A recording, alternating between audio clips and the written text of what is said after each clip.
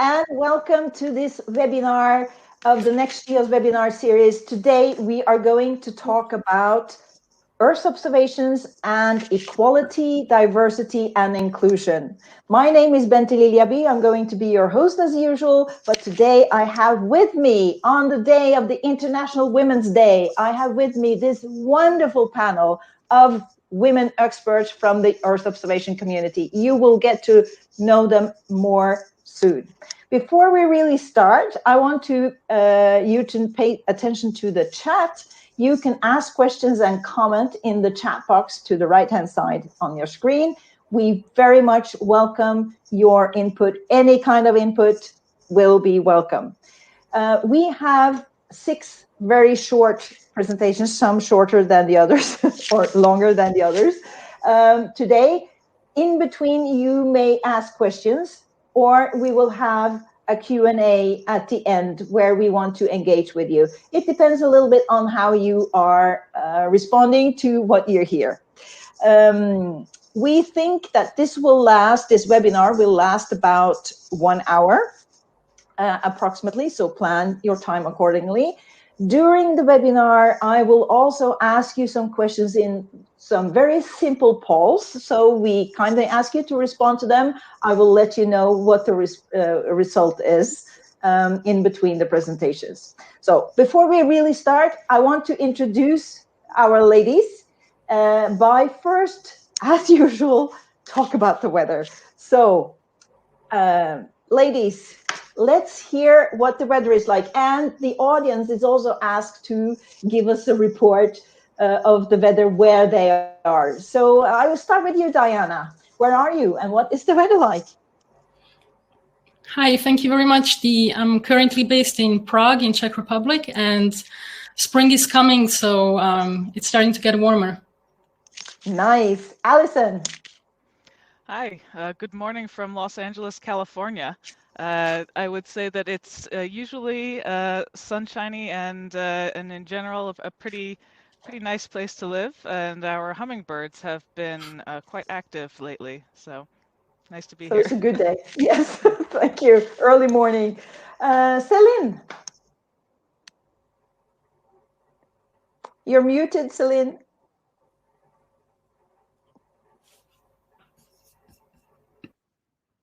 Still, it looks like you're still. Celine, I think you need to leave the room and enter again in order to make your sound alive again. Okay, Andiswa.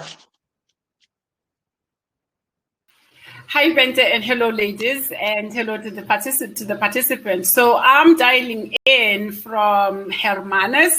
It's a small little town in the west coast of South Africa, and it's known as the whale coast, you know, like we get the whales, except it's not the right time of the year. So, but I am facing the ocean and it's a bit chilly. I would have loved for it to be a nice sunny day today, but today it's a bit chilly. It feels like winter is coming. We are getting close.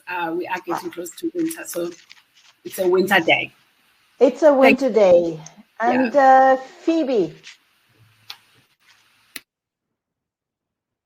you are also muted.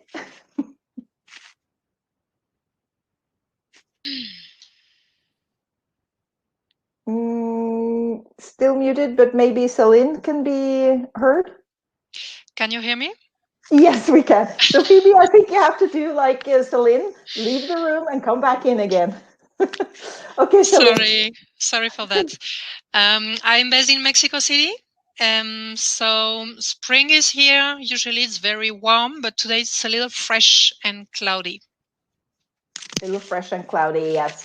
And we will hear from Phoebe soon. Meanwhile, I will say where I am and what the weather is like. As you can see, there's a bit of sun here.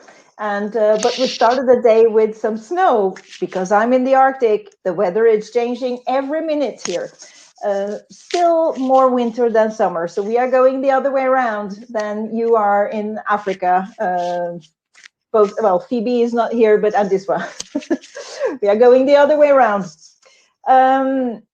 And Wanushi says warm and sunny in Pretoria, South Africa. And Elena has a sunny day in Lisbon. So welcome all of you. We will get Phoebe back, I'm pretty sure, but I think we need to start the program. So today we will introduce how Earth observation, the group on Earth observation is addressing equality, diversity, and inclusion. But before we start on that, I want to remind you what we mean by Earth observation.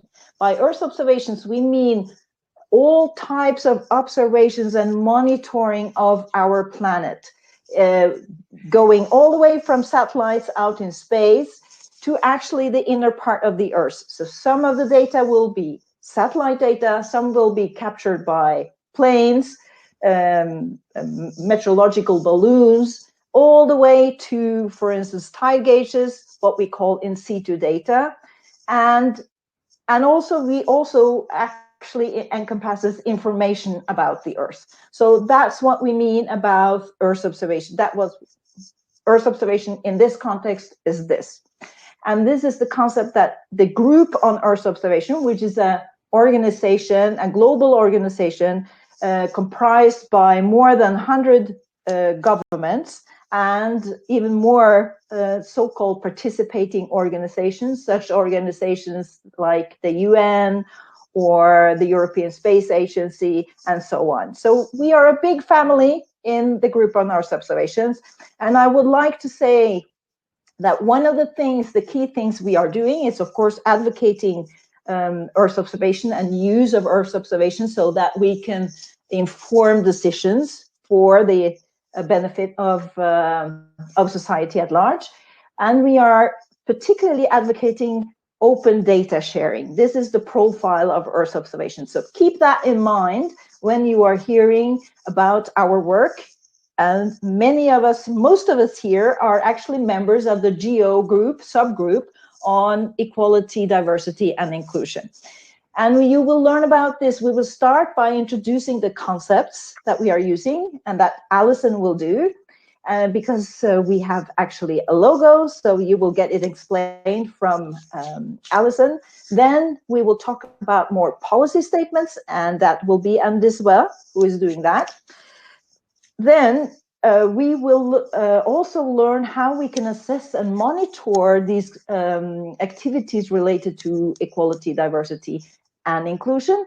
And finally, but not last, we get an example of how that can be implemented and addressed in AfriGEO in this case, and also that by Phoebe. And the last speaker, but not the least, Diana, will speak to how we are engaging with the indigenous people. So truly aiming to be to promote equality, diversity, and inclusiveness. So with that, Allison, I give the floor to you. The others will turn off our cameras while you are speaking and introducing us. Introduce yourself a little bit more than the weather and take it away. Allison, the floor is yours. Yep. All right. Well, it's a pleasure to be here with you all. My name is Allison Craddock. I'm the director of the International GNSS Service Central Bureau, and I also have the pleasure of serving on the GEO Program Board as a representative of the International Association of Geodesy. And so it's been a really interesting experience to be able to sit down with a very diverse group of people through the GEO Program Board and talk about what equality, diversity, and inclusion really means to our organization and how we can make sure that we're doing the best that we can to encourage it. And so one of the things that we looked at is the GEO mission, to how to unlock the power of Earth observations by facilitating their accessibility and application to global decision making within and across many different domains. And of course, the word accessibility especially really rings, is a very resonant word in what we think about in terms of equality, diversity, and inclusion. And so through a series of discussions, we were able to identify a 5-pillar framework that outlines a vision of equality, diversity, and inclusion in every aspect of GEO. And what we go through, what we arrived at were oversight and accountability to make sure that we're keeping an eye on what the state of what kind of like health checks on how equality, diversity, and inclusion is being implemented throughout the GEO work program. We look at community leadership and advocacy. How do we make sure that we're ensuring that things are best related to our broader community? We want to create a welcoming environment, make sure that people feel comfortable joining in various GEO work. We want outreach and engagement to ensure that communities are best informed of our work and feel that they are involved at various levels. And of course, getting back to the word from the GEO mission, empowerment through accessibility. How do we make sure that we are giving people the tools that they need to access all of the resources that our work is working so hard to be able to make openly available? And so we wanted to have some sort of a visual identity, some means of celebrating the aspects of GEO that are really making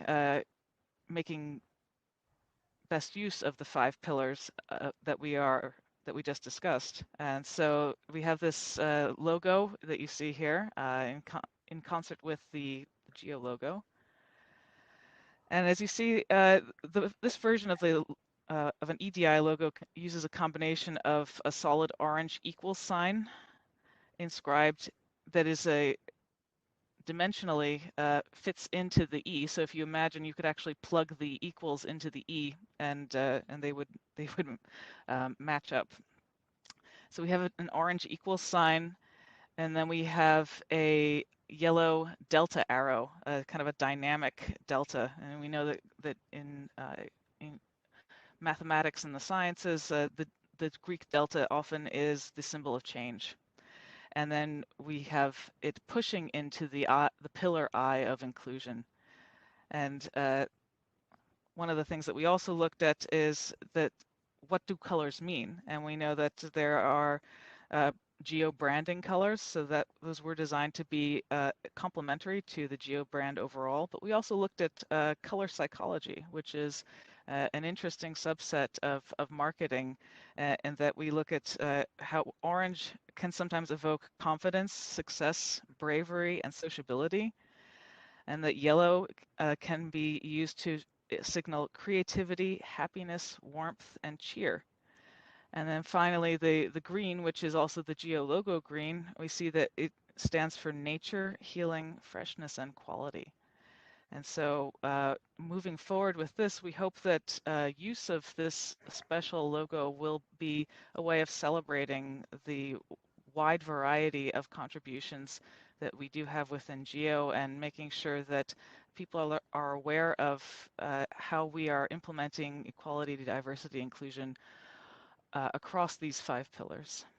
And back to you, Bente. Thank you very much, Allison. So as you can tell, this is very well thought through, and I think it's an appealing story. And you will learn more about what you were introducing here, Allison, by Andiswa. And I think we go straight to you, Andiswa, to follow on what Allison said. If you have questions, don't hesitate. Ask questions in the chat box. We will pick up those questions quickly. Yes. Let me see. I think we will. Andiswa, are you there?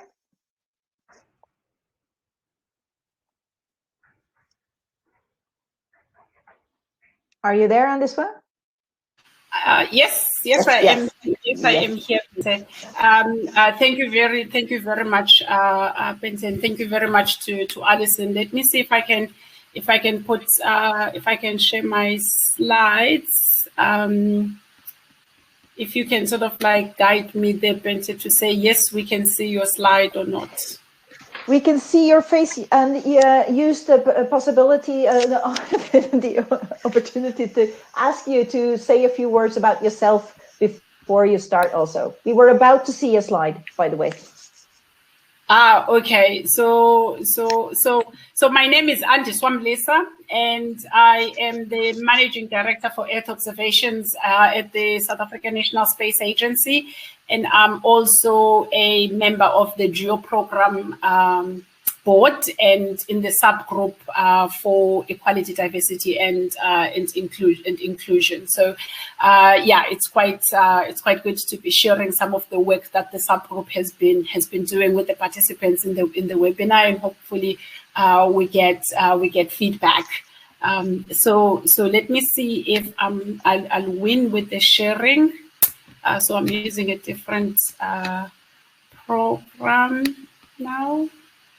So we saw something on the way when you.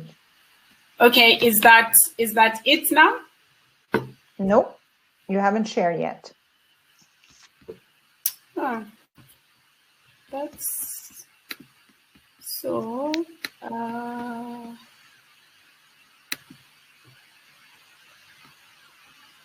Okay.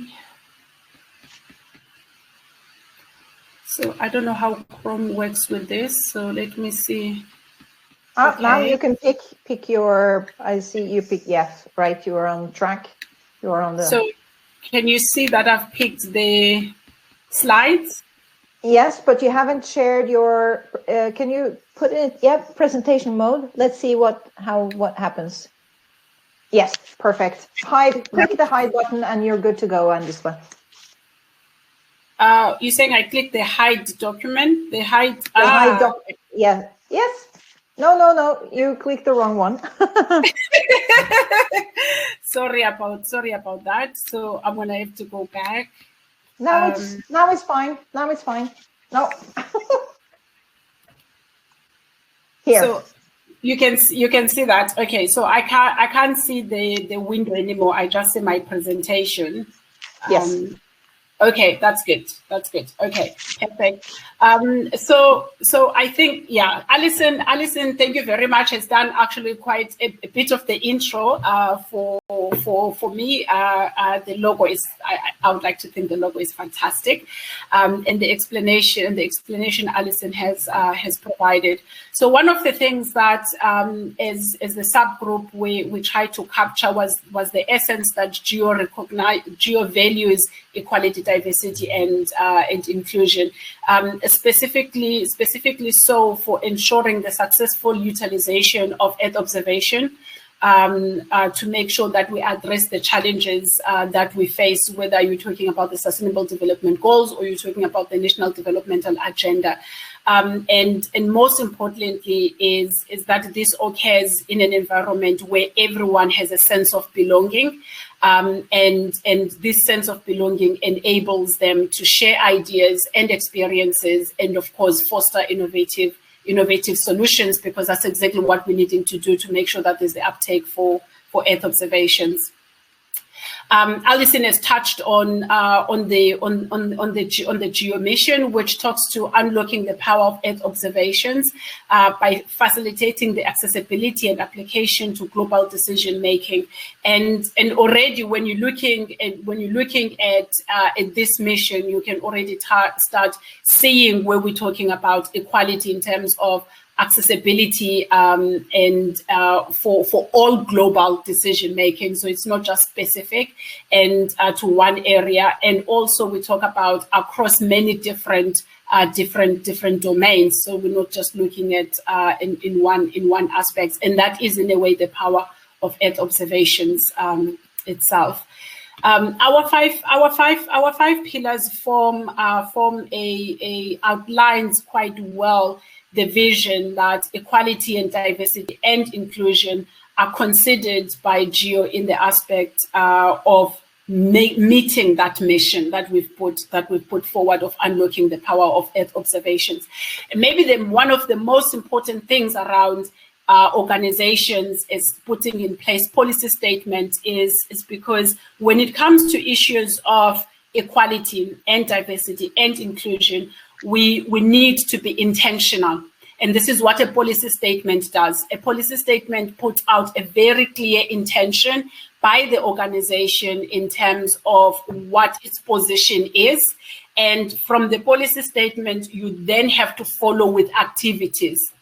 On the other hand, is that those who belong to the organization, once the policy statement is put out and has been endorsed at the highest level of authority within the organization, then they feel that they belong, and they feel that they're accepted for who they are, and they feel that they can bring all of who they are into the organization, and that is okay, and that is encouraged. So the work of the subgroup was to actually come up with this. The first part of our work, we thought we need to have this policy statement as GEO and get it endorsed at the highest level. So as we speak now, it's waiting to be reviewed by our executive committee. It's already gone through past the mid levels of approvals, and we are quite encouraged that it's going to receive a positive feedback. Once that is done, once the organization has put that out, then everyone within the community that actually works within the diversity and inclusion and equality space would then feel that the work that they are doing is actually recognized by the organization, and that encourages more to be done in this area. So in terms of what these pillars stand for, first and foremost, as I said, these are drawn out of the vision and the mission statement of GEO in terms of who GEO is. First, we start with oversight and accountability. And here we're looking at what is GEO put forward. So in this case, we have created an equality, diversity and inclusion subgroup to support the strategic aim of developing GEO. As an institution that provides fair, supportive, and encouraging networking environment, because one of our greatest powers as GEO is the convening power, right, that we have. So that's the first element. And through the diversity, the EDI subgroup, as we call it, we would be taking the necessary audits, and we would also be influencing how the rest of the pillars are implemented throughout the GEO institutionalization.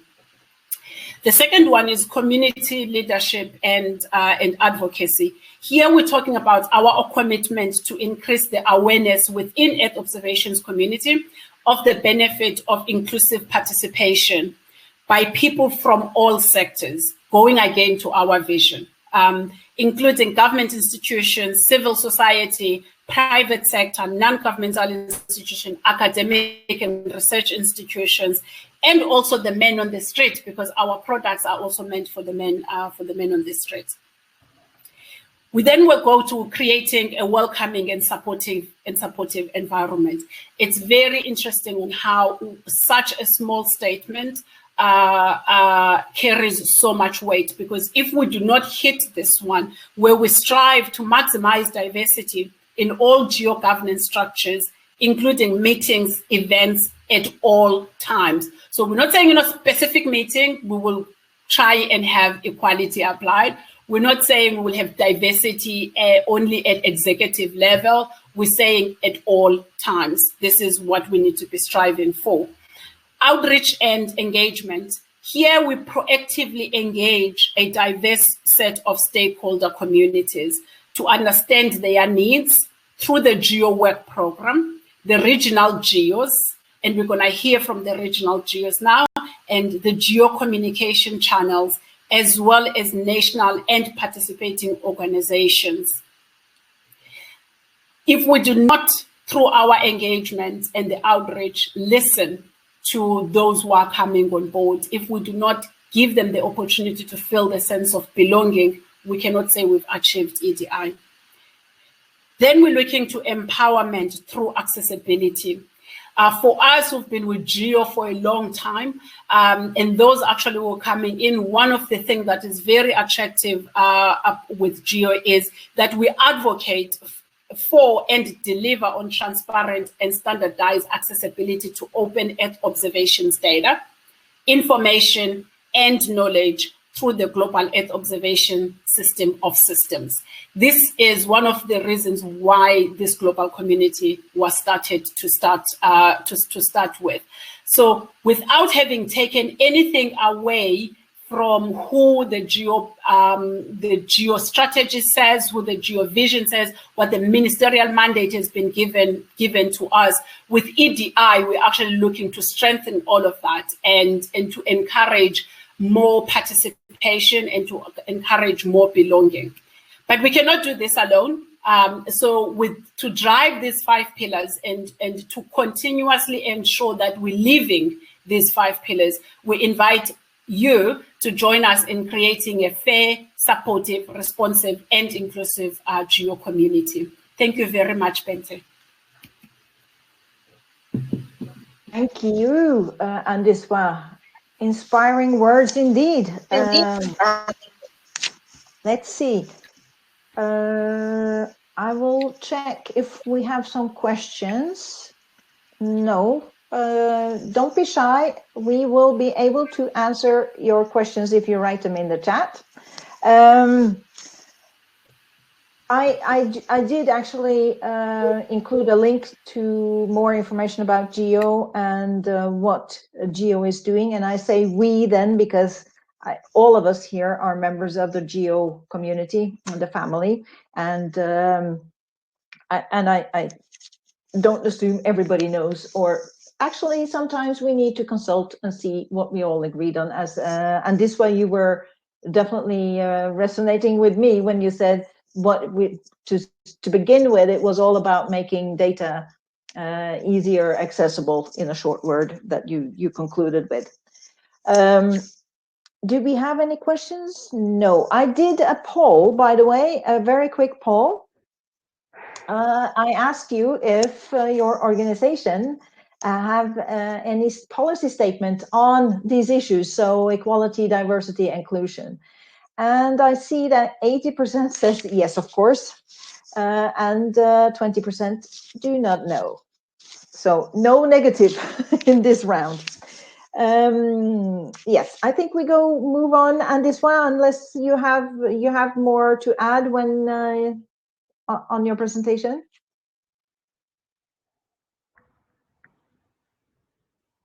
You're mute, perhaps. Sorry. Yes. Yes. I think maybe to just add that the policy statement is but the start of our work as a subgroup, but it forms the solid foundation for the work that we do going forward. And once the policy statement is accepted, it makes it that much more visible. The work that we're doing, it's not something that's being done on the side and only being done to tick a box. It actually gets to be how we live as the GEO community. Yes, and so we're looking forward to influencing the rest of the GEO business as we're going forward. Yeah. Yeah. I think you were quite clear on that. This work that we are doing in this subgroup is actually enhancing what we want to achieve with GEO at large. So it's been already a quite thorough process in the community. But as you said, the final decision on the final wording is still in the making. But we definitely have worked hard on this and engaged many different people in the process. Okay, so let's now move on and learn about how we are thinking about, monitoring and assessing this type of work. So Celine, I give the floor to you. Introduce yourself quickly first so that we get to know you a little bit, and then inform us. Thank you, Andiswa and Allison, for your presentation. So I'm Celine Jacquin. I'm an advisor at the INEGI. INEGI is National Institute of Statistics and Geography in Mexico. I'm advisor at the Vice Presidency of Geographic Information, Environment, Territory and Urban Planning. I'm also an activist for years at GEOTICAS, for example, and communities that try to enhance women leadership in the sector. So thank you. I'll share my screen now. Yes. So can you confirm if you see it? We see it. Fantastic. So my speech consists in presenting the first ideas of an assessment framework for GEO on equity, diversity, and inclusion. And that's part of the mission we have in this group of equity, diversity, and inclusion subgroup. And it's a tool that we will be developing for this year, and we hope we'll be able to have a functional framework for GEO in the future. So and that will be able to reflect best experiences. So as Andiswa said before, the subgroup started with a statement, and I'll underline some of the main points that interest this initiative. So one of the important value here is the diversity of thought and life experience of people that are members of such an organization. The development of a dynamic, diverse and inclusive Earth observation community where everyone is given the opportunity to participate and to benefit. And that all GEO community members are valued and appreciated for their unique viewpoints and collaborative contributions to the vision and mission of GEO. Yeah, can you hear me well? Yes. Yeah, I hear noises. A mandate of GEO mission is to unlock the power of Earth observation by facilitating their accessibility and application to global decision-making within and across many different domains. So that states actually the need of diversity in the network. For this mission, the subgroup will make recommendations and audits to GEO governance and administration. So we are here interesting ourselves to the first 3 points of this graph: oversight and accountability, community leadership and advocacy, and creating a welcoming environment. So through these recommendations, through increasing the awareness of the benefits of inclusive participation by people from all sectors, areas of expertise, personal and professional profiles, and also maximizing diversity in all GEO governance structures, including meetings, events, and any type of activities that GEO develops. So the context of the framework we want to develop is that more and more organizations are also developing frameworks to ensure diversity in their actions, in the knowledge they produce, and in the relationship they develop with partners. Also, more organizations understand that this change comes first from within, from their organization, how they work, how they treat with colleagues, etc. And they promote diversity in their own mechanisms. And also, we propose to develop an introspective framework for GEO and similar networks at large international organizations to self-assess, monitor evolution over time, and communicate this evolution and this data as a way to invite more organizations to follow this trend. So we want to participate in this trend. So what we propose, and I repeat, is just the first lines of this work, are 3 components. And they are about production, compilation, and presentation of data about the diversity in the network. It's about tools to improve equity and inclusion, and it's about mechanisms for continuous self-evaluation of the groups and the activities. So examples of the points that we consider important to develop in each components are this explained in this list. So a compilation and balance of actions within the organization related to improving diversity. So in these specific points, I will invite all the public to share experiences with us. They can share it in the chat or after. after the webinar. We would like to compile and systemize the all sources of data on the characteristic of participation in the activities of GEO and any organization, develop a baseline and tools for long-term monitoring of the diversity and inclusion applicable by different parties. Also, a qualitative research guideline, easy to develop in the organization to detect and understand the mechanism of exclusion, discrimination, or sometimes it's just demotivation that avoid people to participate. We'd like to develop mechanisms and tools to display and open the data produced, correctly anonymized and aggregated, and have tips to develop to help insert these actions into the administrative functions of the organizations. In the second component, we think it's important to have toolkits and etiquette codes so that each group and activity applies and sensitize their participants about inclusive behavior in, again, any type of activities. It can be webinar, it can be just meetings,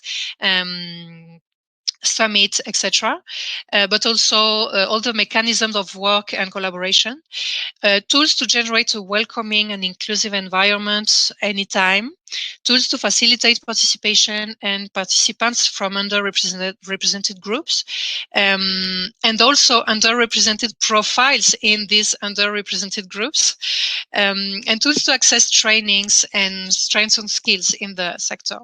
And in the third component, we think it's important to have permanent and periodic spaces for reflection and feedback on all the problems detected through these research guidelines, feedback on the information gathered, as well as the initiative itself and all the components and the tools. So we would love to hear from your experience, from the experience you know, from the feedback you can have and the balance you can have on all these experiences. Thank you. Thank you, Celine. I have just posted a poll in the chat. Meanwhile, I just want to emphasize what Celine asked you. We are really interested to hear and learn from you. If your organization is doing something related to what Celine was just describing, it's really important for us to learn. It will be very valuable. So please give us some indications in the chat. At least you let us know what organization you represent, where you work. That would also be very helpful. If you just write your organization in the chat, that will be very helpful. And I see now so far, Celine, we have the answer to the question, does your organization monitor access, equality, diversity, inclusion? We have 60% saying yes, an integral part of administration. Nobody has said no, and there's 40% saying I do not know. So it seems like in this case also, it's most of the participants in this webinar at least have some activities related to equality, diversity, and inclusion, including assessing and monitoring. So let's see what, we'll check the chat. If there are any questions. No, you seem to be very shy today. Anything else you want to add? Of course, your slides will be made available, right, Celine? Sure. Yes. Sure, of course. I would just like to see this initiative as an open conversation and a permanent conversation between organizations, as a way to grow together, right? Yes, I think everybody's learning here. I think everybody's learning about this. Gradually, it's a lot more discussions on these issues than I've seen for many, many years. Not many people know this about me, maybe, but I used to be working for the Research Council on recruiting women to science, mathematics, science, and medicine. And the reason why I was giving this work was that I had a very special experience as the first woman in 20 years or something going to the Institute of Theoretical Astrophysics. So Wow. it's been, yes, it's been you know, including in this case particularly women in this STEM has been around for a while, but I really do feel that we are getting more professional addressing these issues now. So that's good. Anyways, let us know where you come from in the chat. That's the beginning, and we can continue with Phoebe and hear an example of how you are addressing this in your region in AfriGEO. So Phoebe, can you let us know a little bit more about you before you reveal what you're doing in AfriGEO? Yes, so in AfriGEO, we play a key role in trying to guide countries in terms of utilization of Earth observation in decision-making processes, and also to ensure that the initiatives that are being implemented by GEO are actually addressing African issues, and seeing how we can downscale this to national levels where we are benefiting as countries. So I lead the AfriGEO Secretariat as a point of contact, and I also support the survey program as a thematic lead for land cover and land use. All right, so I'll go to my presentation. Yes. I have to share my screen. Yep.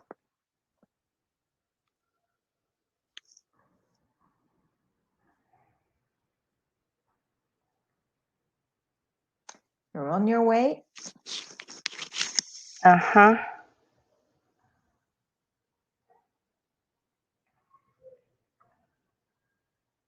Do we have the full screen now? We have the full screen, and you were about to click on that. Yes, perfect. You're good to go, Phoebe. Yes. So I wanted to start this presentation with my most insightful message for the day, and what International Women's Day is aiming at is the restoration of human dignity that has been lost by socio-political, religious, and cultural systems that have denied women a chance to contribute to development of the society in their own way. And I know we can all relate to this particular message because we've seen the discrimination and the bias in one way or another.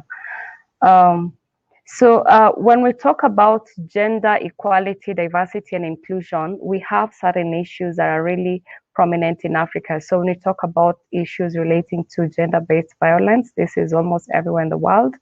We have very biased rights to education opportunity.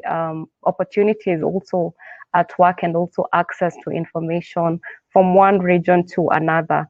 Then in Africa also, particularly the women are viewed as the silent voice. There are places you go to and they do not expect you as a woman to speak and make your opinion known to people.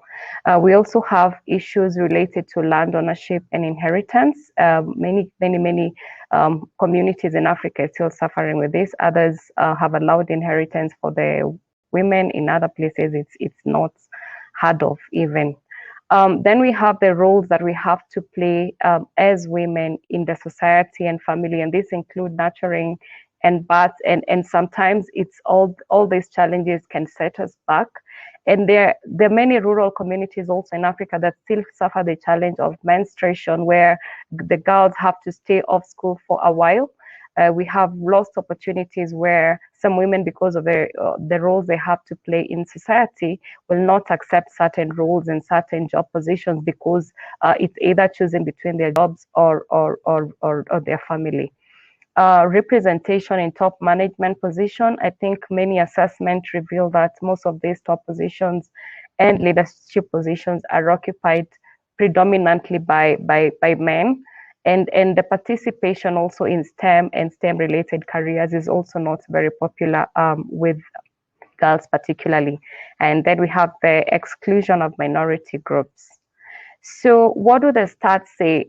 So I picked this graph from the World Education Forum report for 2020 that is looking at the global gender gap.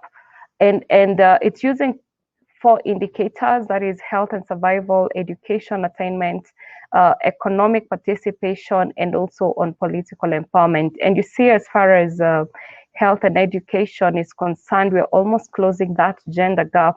However, when we come to things like political empowerment, it's really doing so badly, and also on economic participation.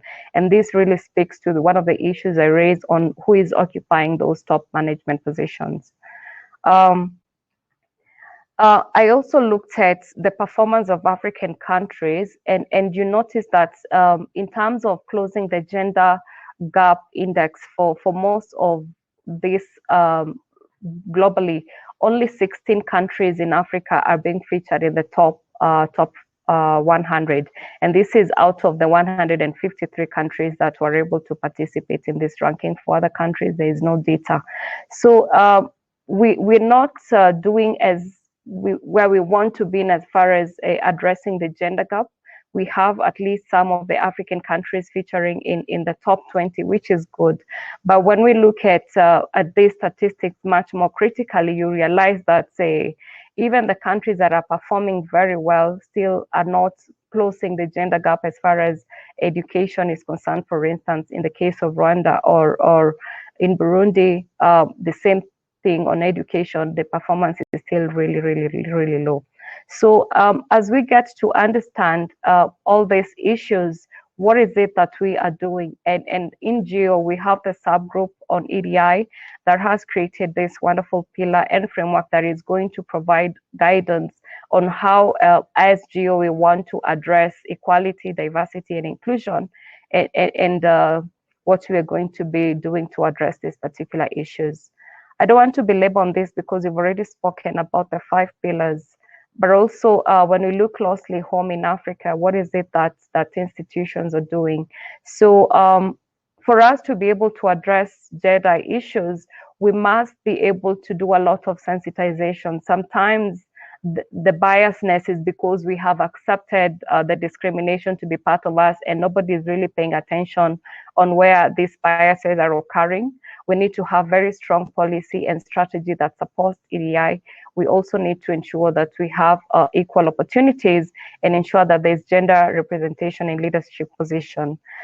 Much more closely is to ensure that in all the services that we provide, we are mainstreaming gender. So are we paying close attention into looking at this particular service? What are the gender issues around it, and how are we going to be addressing that as an institution and as AfriGEO? Further, we've also been participating in mentorship. So mentorship for women through Women in Science, through space challenges, and also looking up to like the glorious women in this panel as women mentors. We all have different accolades that we can look up to and also see how, as women, we can learn from each other. There's also the component of women empowerment. So how do we ensure that there's access to education, financing, and opportunities? And this calls into making sure that they're represented. So whenever it is we have opportunities for trainings, for workshops, ensure that we have women representation in there. There's also the component of youth empowerment. We must acknowledge that these are our next generation. So we want to ensure that the youth is aware of the value of Earth observation, so we can take them through hackathons and workshops and ensure that they understand these benefits. And in as much as we want to champion for women to be able to get their rights, we also need to understand that the greatest champion of women's rights is also the men.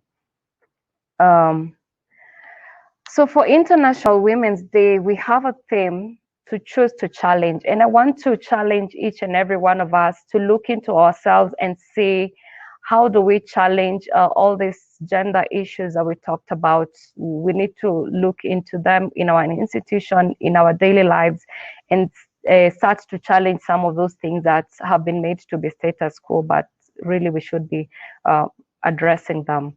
And also pass out the message by Michelle that there is no limit to what women can accomplish. And I like what Mother Teresa says, that I alone cannot change the world, but I can cast a stone across the waters to create many ripples. So each and every person has a role to play to create this ripple. Finally, on behalf of the AfriGEO community, I want to wish all women and girls happy International Women's Day. Thank you. Absolutely, Phoebe. Happy International Women's Day. It's still a worthy cause. We still need to continue the work on making this world a better place also for women, and to benefit from the resources that women represent, as you very well described, and very interesting activities and a very interesting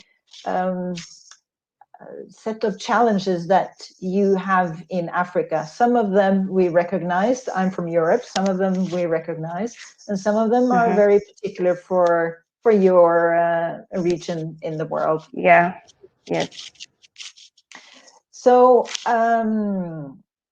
yes, thank you very much, Phoebe. It's very impressive what you do already. Let us move on to, you said, underrepresented minorities, and that is a nice segue to Diana, who will talk about Indigenous people and how we are including them in the GEO family, and even some hackathon. You mentioned hackathon in the youth, Phoebe. I think we will learn more from Diana now.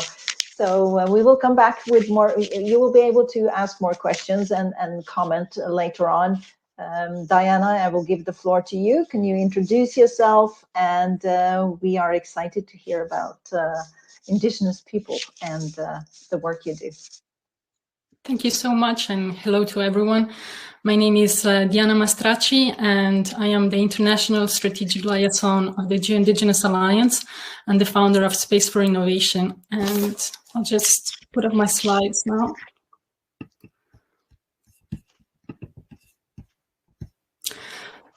So the GEO Indigenous Alliance is an Indigenous-led group that was formed in 2019 in Canberra, Australia. Indigenous people are at the forefront of climate change, and whilst they play a fundamental role in the conservation of our biological and cultural diversity and protection of our natural resources, they often lack the access to technology and are highly underrepresented in the Earth observation community. And one of the core pathways of the Alliance is to increase the participation of Indigenous women in Earth observation.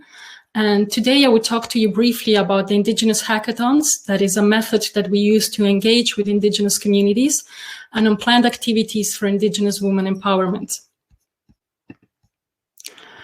So the Indigenous hackathons emerged from consultations with the Inupiaq community in the Alaskan Arctic on how to co-design software with and for Indigenous communities. The community was interested in a process that would allow their youth to co-design innovative and culturally relevant application using their Indigenous knowledge and Earth observation data, but there were no guidelines on how to co-design software with and for Indigenous communities. So I adapted the methods of a traditional hackathon, that are competitions to develop software, by incorporating the needs of the community. And we co-designed this new methodology, the Indigenous hackathons, that are aimed to increase the intergenerational knowledge transfer, because that's how knowledge is transferred in Indigenous communities from elders to the youth. Increase cross-cultural communication with scientists and other communities, and maintain and strengthen local culture. So how does it work?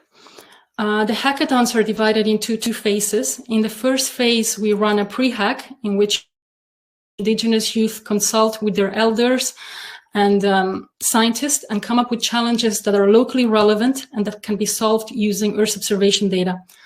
Once the challenges are approved by their community, they become part of the final hack, which can take place both locally or worldwide.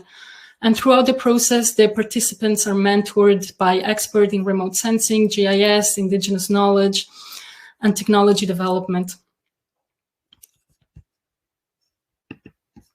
And in 2014, we had our first hack, Arctic Science, in the North Slope of Alaska, in collaboration with Ilasavik College, the Mobile Collective, and Inupiaq elders and youth.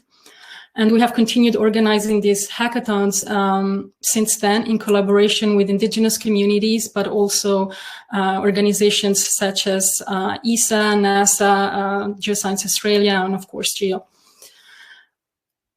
And last year we ran the GEO Indigenous Hack for COVID in collaboration with 6 indigenous communities from around the world. We had 144 participants from 33 different countries participating. And currently, indigenous communities are at the most risk in the pandemic due to lack of communication infrastructure and access to public services. And this is just one of the winning team, the Visibilidade team. They actually just launched their Quilombola app that they developed in collaboration with Claudinette de Souza, who is a Quilombola leader in Brazil. And the app is a tool that is allowing communities to become more visible by making it very easy for them to share their COVID stories just using a simple Excel file. And this is another team that won as well recently, the Symbols Map team, and they're developing a new way for indigenous communities to map their territory using local symbols instead of geographic coordinates. And they've been working very closely with the Samburu community in northern Kenya, and they're very close to finishing. And in December 2020, the GEO Indigenous Alliance, in collaboration with the GEO Secretariat, organized the very first GEO Indigenous Summit with a dedicated session on women empowerment. The theme of the conference, Indigenous-led innovation in Earth observation data, attracted over 1,000 interested participants from around the world, representing data providers, academics, indigenous communities, government departments, and various UN institutions. And the summit was successful in bringing together communities that have traditionally not worked together and seeding the foundations for future partnerships based on mutual trust and respect. And it was also an opportunity for dialogue between indigenous communities who are leading the way in the field of Earth observation data, data providers, and those who are just starting to work with Earth observations. So in the women empowerment session, we had 7 key speakers from indigenous communities from around the world, from Siberia all the way to the northern Kenya. And one of the main themes that came out of this session is that Earth observation is an important tool for indigenous women to participate in climate policy decisions, both at the local and international level. But we need to provide more opportunities for indigenous women to enter the EO domain. Many indigenous women lack exposure to information and technology. Titus Letapo, who's from the Samburu tribe in northern Kenya and also one of the founding members of the GEO Indigenous Alliance, he pointed out that in his community, up to 90% of the women have not gone to school. And through his conservancy, he's working to increase the awareness of the consequences of early marriage and early pregnancies for the education of young women. So he's an example of what Phoebe mentioned, called the champions of women empowerment. As a result of the outcomes of the summit, we are currently working on developing tailored training courses with and for indigenous women to access and use Earth observation data and tools, to give the women skills and access to create their own geospatial data and allow them to include their knowledge in decisions at the local, national, and international level. And as well, it will be very important to continue advocating for investment in investing in communication infrastructure to ensure that everyone has access to Earth observation data and as well as public services, and to advocate for open and free and access to Earth observation data. And on behalf of the GEO Indigenous Alliance, I wish everyone a happy International Women's Day. Thank you. Thank you, Diana. Thank you very much. So I think we went from concept to actual implementation through this webinar. And the final, definitely by Phoebe and you, Diana, we really saw some examples on how this can be done, as well as all the challenges were described. It's quite challenging. Diana, a question before we move on. So what you described appears to me to be very much the same issues that we see or address in citizen science in general. So non-scientists and non-experts, both influencing decision-making processes and collecting data. Would you agree that this is very similar?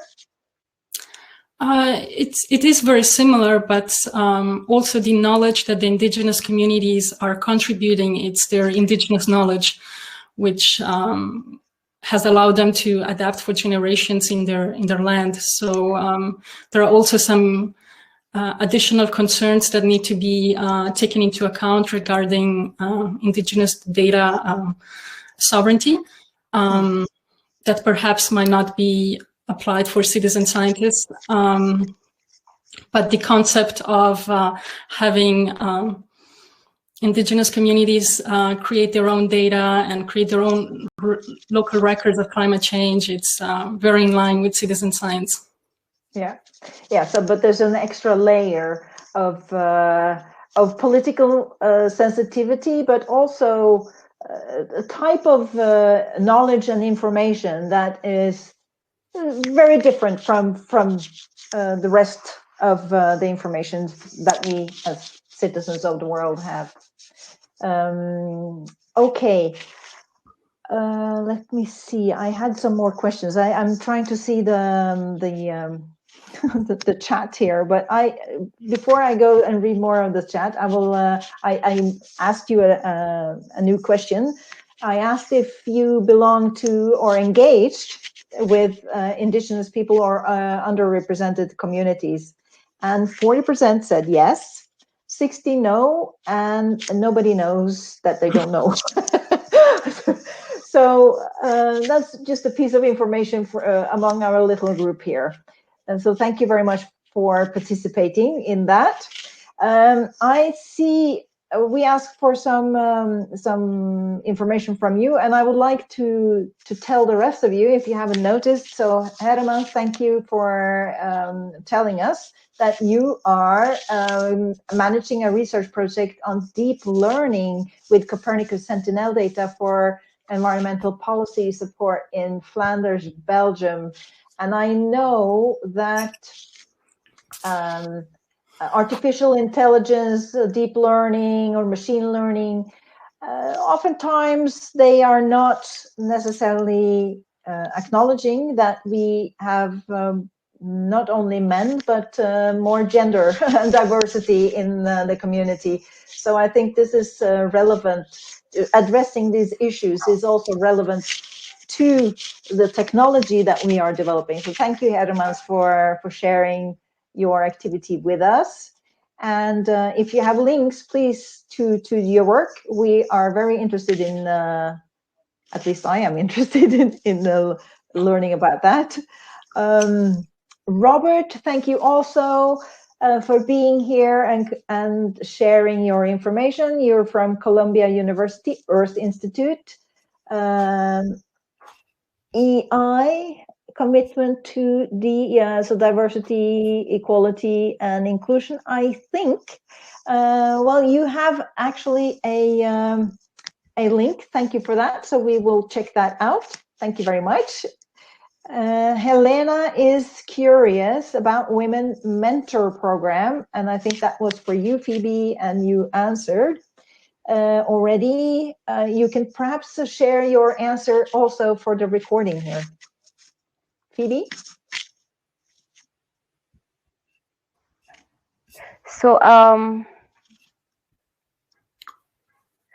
so the way this started was with the survey program. We had this what we call the Women in Survey, which includes everyone, that is both men and women. But what we've done is to get the really professionals, the ones that are in that bracket, to talk to the ones that are below them and mentor them in terms of how their journey has been, what they have had to endure, and how they overcame all those issues in their career growth path. So we found that to be very powerful. And also, we also invite those inspiring women globally. So if we hear of anybody globally and we can get access to them, then we also call them. So this is something we'd also want to extend and see how it can grow to ensure that the mentoring continues. Yeah. Excellent. Thank you very much. And indeed, I think maybe it was you, I don't remember who said this, but maybe it was you, Phoebe, that mentioned that actually it's the role of men is significant here in achieving equality and recruiting more women. So all the women do have a father. So yes, and the father's role is very important to encourage and help women. I guess that's what you were referring to. Yes, I was alluding to that and more, and saying that, so we're talking about all this empowerment, and in many societies, and particularly in Africa, the one that has been disadvantaged is the women. So sometimes when you're, as a woman, the one championing for let's have more fairness for women, you may be sending the wrong message, and we don't want to have that connotation. So we want to get more men taking that message and also saying that we need to empower our women more, we need to educate more women, we need to have more women in leadership. Yes, absolutely. And for the record, in the group, in this subgroup, Equality, Diversity, Inclusion in GEO, we do in fact have several men as members as well. But today we are celebrating the International Women's Day, and as you said, having role models and just show the faces of women doing the different types of work that we are doing is important for the younger generation, and well, for the older as well. So can I get everybody back with their videos?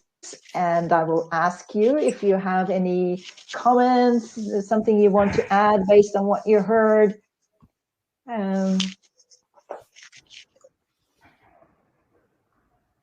Yes. Hey, Allison?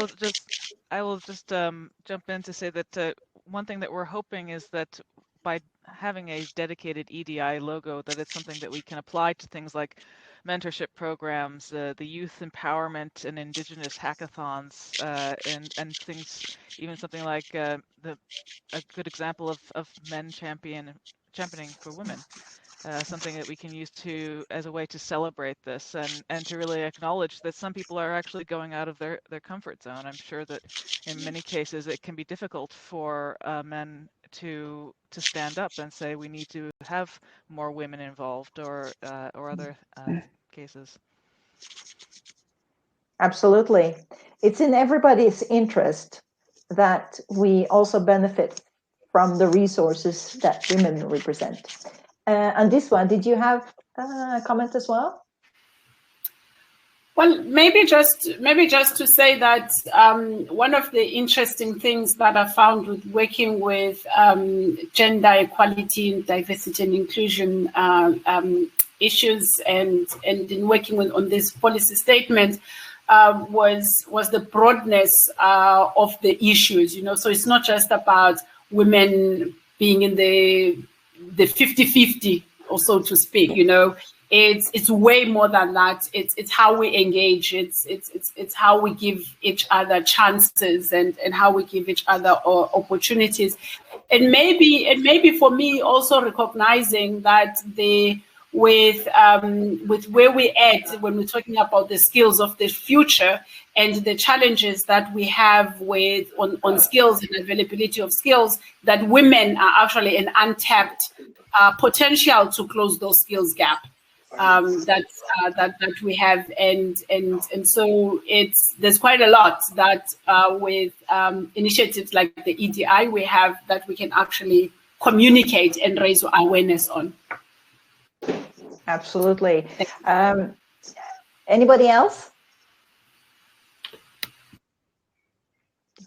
Then I would like to just add one more perspective or layer, if you like, and that is gendered innovations. So it's not, well, and this way you said it's not just about the numbers, but actually looking at also the a diversity perspective when we are developing, in this case, services and applications based on Earth observations, when we are collecting Earth observations data.